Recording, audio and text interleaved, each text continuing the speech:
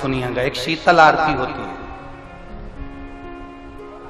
कभी अगर तुम्हारे जीवन में अगर कभी तुमको ऐसा लगे कि रोग बड़ा भारी हो चुका है और बहुत भारी रोग मुझे घेरता जा रहा है, या डॉक्टर को दिखाने जा रहे हो और तुम्हें ऐसा लग रहा है कि डॉक्टर कोई बड़ी बीमारी बताएगा, तो उस समय पर शीतल आरती का प्रयोग करें।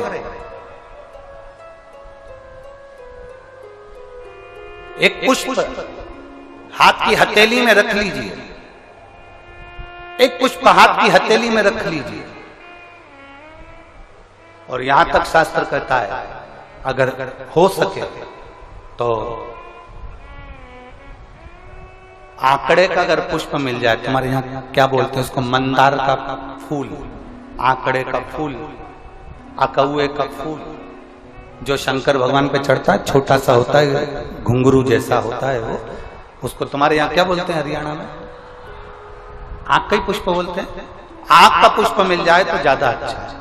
अब उसमें चाहे सफेद हो, चाहे नीला हो, चाहे गुलाबी हो, जैसा भी हो, हाथ में रखने के बाद हाथ में एक लोटा जल, भगवान शंकर के शिवालय में जब आप प्रवेश करें और प्रवेश करते समय भगवान के सम्मुख में, जब भगवान शंकर के साक्षी में जब पहुंचे, आपके सामने पूजन में कोई भी सामग्री नहीं है, आपके पास में न दिया है, न बाती है, न गर्भवती है, न चंदन है, न कपूर है, न कोई सामग्री है, केवल एक आंख का पुष्प और एक लोटा जल आपके पास में है। शिवालय में पहुंचकर शीतल आरती का प्रयोग करो।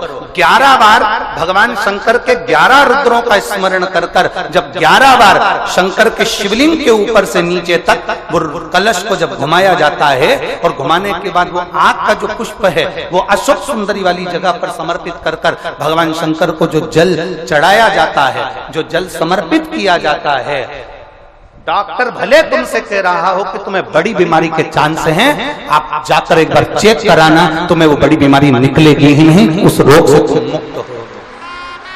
इसको शीतल आरती का प्रयोग किया गया। ये शीतल आरती, इसको शीतल आरती कहा। शिव की प्राप्ति का, एक रोग से मुक्त होने का।